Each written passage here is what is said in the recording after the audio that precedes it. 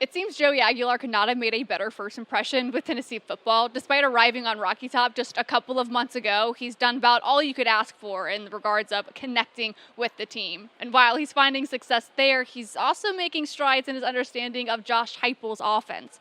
But being a day one starter, it's not set in stone. I'm Paige Dower. This is the Sports Page on Full Disclosure from inside the College Football Hall of Fame for the SEC Media Days. Man, this just breeds competition. Josh Heupel has made it abundantly clear. It is open competition in the quarterback room, and there's no timetable for when he'll decide on the starting quarterback for Tennessee football in the 2025 season. So maybe not the answer that we wanted, and we wanted a 1, 2, 3 for the depth chart. And maybe when August does roll around, it will be Joey Aguilar, Jake Merklinger, and George McIntyre in that order on the depth chart. But the smartest decision Josh Heupel probably could have made is the one that fans don't really want, and it's a non-answer answer where he's just going to let the competition roll, and whoever makes the most progress makes the best plays and shows that they are in a mature state that they could handle the starting job for Tennessee football, they're going to go get that nod. And maybe again we're kind of wanting some more decisive answers so that we can have these next 5-6 weeks where we can prepare for who the starting quarterback might be. But if we know anything,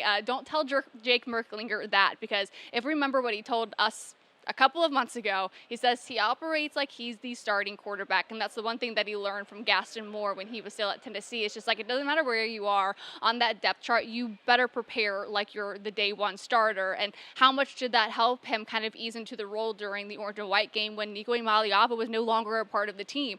With Jake Merklinger preparing like the number one starter, he was really able to maximize his opportunities that he had in that orange and white game, the couple of snaps he was able to get in the last season in 2024. And while they'll continue to perform that way and, move forward with the competition, and it's probably the best answer too for team morale as well. Jake Merklinger really trying to be that number 2, number 1 guy, and who knows what kind of, pride or strides George McIntyre is making. But right now all eyes are on Joey Aguilar, the late addition to Tennessee football. But again, not making a decision, a non-decision probably was the smartest decision Josh Heupel could have made. Strength of one position can never just be one guy. As we're getting to the back end of summer, certainly as we kick off training camp, those guys are going to have an opportunity to go compete, and best players are going to play. We'll get back to the competition in the quarterback room in just a minute, but I want to touch on something that I found really interesting from the players and from head coach Josh Heupel in regards to quarterback Joey Aguilar and what the team continued to emphasize and then re-emphasize. And yes, they talked about his decision-making. Yes, they talked about how he was able to make some throws deep down the field. We'll get to that in a second. What I found really interesting was that they more so emphasize and re-emphasize the impact and impression he made with the team away from the field first. And it was almost instantaneous between Miles Kitselman and Joey Aguilar. It was as soon as Aguilar, made it official that he's a Tennessee Volunteer quarterback, Miles reached out to him over Instagram, essentially welcoming him to the team. And then it was from there that they instantly hit it off. It's kind of like that one friend that you haven't seen in 1 or 2 years, but the second you guys get together, it's like you saw each other last weekend. The ability to kind of pick up where you left off. But there is no pick up where you left off between Miles and Joey, yet that's exactly how they feel. Kind of like they had known each other their whole lives. And it maybe goes to the fact that Miles says, we've got the same kind of humor. We kind of just get each other. And it was just instant the way that they were able to create that bond, and that's really continued these last handful of weeks since Joey's been on Rocky Top, and he really set the tone right away. He took the offensive lineman room, out to dinner. He's always down to do anything that the team wants to do, and it could be as simple as just maybe doing something one-on-one together, playing video games. First week Joey was on campus. We went out to eat, we hang out. He was like, "Hey man, you play Fortnite?" I was like, "Yeah." and a little bit with our few spare hours that we get. And so, we play Fortnite almost every night. And it's just one of those guys that you click with right off the bat. I'm VFL Chris Brown. Experience the VW brand proudly being produced in the great state of Tennessee.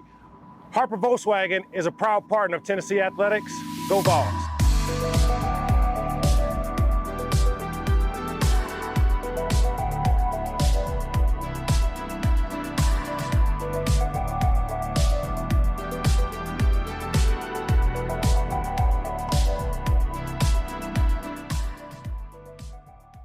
have an exceptional group of attorneys that work here. We're all trying to be better attorneys, be better advocates for our clients, be better people. It makes me proud to be part of the team when I see how much the attorneys care about their clients. It's truly one vision. I feel like every single person who works here has that same vision, and that's to treat all of our clients like family. We've developed such a tight-knit team. Everyone is unified in being selfless in their representation. The Garza Law Firm. Let us help. And while it makes sense that a longtime friend you can pick up, like you guys just saw each other last weekend, kind of feels natural, but you still may be like, gosh, man, it feels like I just saw you last week. This is great. You know, that's how I feel every time I see my family. If it's, 6 or so months since the last time I've seen them, like you just get back together and it's just like, it just clicks. It's like no time has passed. But in sports, Miles says that that's really rare. But why is it rare, and how does it translate to on the field? What does playing Fortnite, going to the pool, getting dinner, what does that have to do with, maybe the connection that they have out on the field? Well, it's absolutely everything. You talk about team chemistry and camaraderie and having each other's backs, because not every game is going to be a W, and even in those wins there's going to be things to work on, and the standard will continue to raise and be reset. But it's because of how they're able to make this connection off the field. Will show up in those moments where maybe there are miscues, maybe there are busted plays, tough losses, or maybe it's a win but it's an ugly win, and it's when they hold each other accountable that they'll realize in that moment, because of the connection that they've made outside of football, that it's coming from the right place, and that you will want to be held accountable with that guy because you're in the trenches with them. But whenever you have that connection with somebody and you do get after them and you have that difficult conversation with them, it's coming from love, and it's just because they want to see better from you and they want what's best for the team. So yeah, that connection means everything. And Joey's ability to foster these relationships with his new team so quickly, it doesn't go unnoticed by his head coach. He's growing every single day, but his ability to connect with the guys inside of our roster as a veteran guy coming in, just developing relationships, then earning the trust of those guys by how you approach every single day. Okay, now back over to the competition.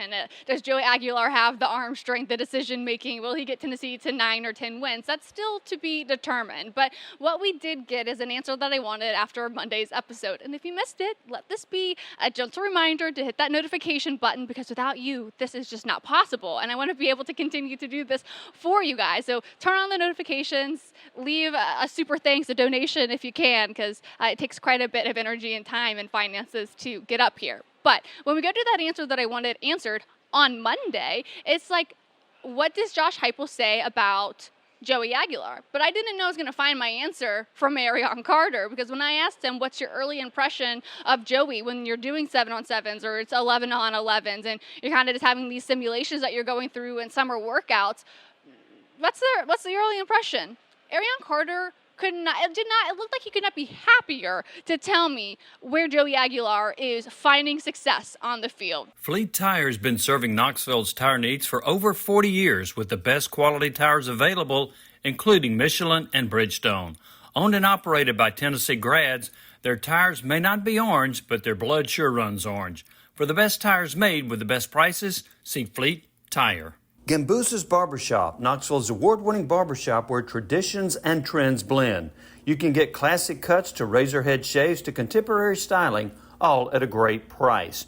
You'll leave feeling great and looking even better. Gambusa's Barbershop, where men belong.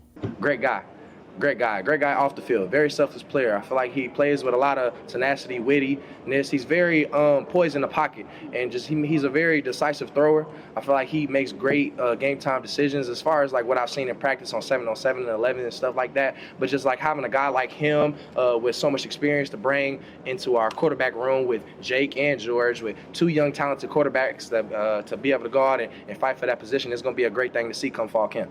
Okay, let's say we take Arion Carter at his word, and it's as true gets, and nothing's inflated. And Joey Aguilar really has a strong arm, and he makes great decision making and game time decision making. And then you couple that with what Josh Heupel told Jimmy Himes during the SEC spring meetings, that he's able to make accurate passes down the middle of the field, which Tennessee has not been doing the last couple of seasons. This could be a very exciting season for Joey Aguilar, and maybe in the regards to how underrated and undervalued he is by national publications, right? Saying he's in the bottom half of the SEC quarterbacks. Could he be a top 10 quarterback? Should everything we're hearing about Joey be as true can be and not inflated by hyperbole or, just hopes and expectations? Well, I think regardless of whatever that looks like, what Heupel really likes the most is that how he's developing, how Merklinger and McIntyre are developing, it raises the floor of that quarterback room. Whenever you have, 3 guys in a room that are all competing and saying, no, I'm going to watch more film, I'm going to do more rehab, I'm going to take care of my body better, and they're all competing, not only does that make themselves better, and that's going to put us in a better position as a team, but that makes everybody better. And we talk about the competition. Let's go back to Jake Merklinger, right? He was able to make some really good progress in that spring game. There were some areas that he did need to clean up, though. If we go back to what Heupel was saying, it's, being able to protect himself out in space. It's making sure that he is doing the right checkdowns, that he really is getting a good grasp of what the defense is showing him. I think he had 1 or 2 picks in that game because he misread defensive coverage. So how is he developing in his understanding of the game? That will probably be the biggest thing. The other thing we can probably remember about Jake Merklinger is that he told me he changed the grip on the football. So while that maybe is a little abnormal to be doing that in your college career, he says that it's allowed him to be more accurate. He has more zip on the football. That, I think, will help a lot, too, when you're maybe wanting to get to maybe middle of the field action. You can't do that if you don't have good control of your football and understanding of defenses. So those are certainly areas that we're going to keep an eye on, see how much he really is growing in those departments. But it seems like it is going in the right way, and Josh Heupel seems to continue to be impressed with what Merklinger is doing here in summer workouts. Continue to grow, the ability to be accurate with the football through the course of spring. He got better every single day. He handled, a good play, bad play extremely well, was very consistent in who he was. Really grew in his command of what we're doing offensively. He's done that throughout the course of the summer too, and when we get to training camp, I'm looking forward to seeing him compete. And when you go back to the orange and white game, and you can remember Miles Kitselman talking about the group needing to operate as a team and not a group of individuals, it certainly seems that they've been able to reinstill that culture and to find their way and to maintain the standard. And we've got so much more content coming up on Arion Carter and his car being in the garage, and Bryson Eason and his favorite moment being a Tennessee Volunteer, the Memphis native. And how about Miles Kitselman? He said he really struggled this last season with confidence, really relied a lot on his faith and with God and the prayers that he hopes have been answered this season. We'll have all of that coming up through this week, heading into next week as well. So again, turn on your notifications. Please like, subscribe, and maybe leave a donation if you feel so inclined. And if you leave a donation, ask a question, and we'll certainly make sure to get it answered in our upcoming episodes. But I'll talk to you guys tomorrow at 11 a.m.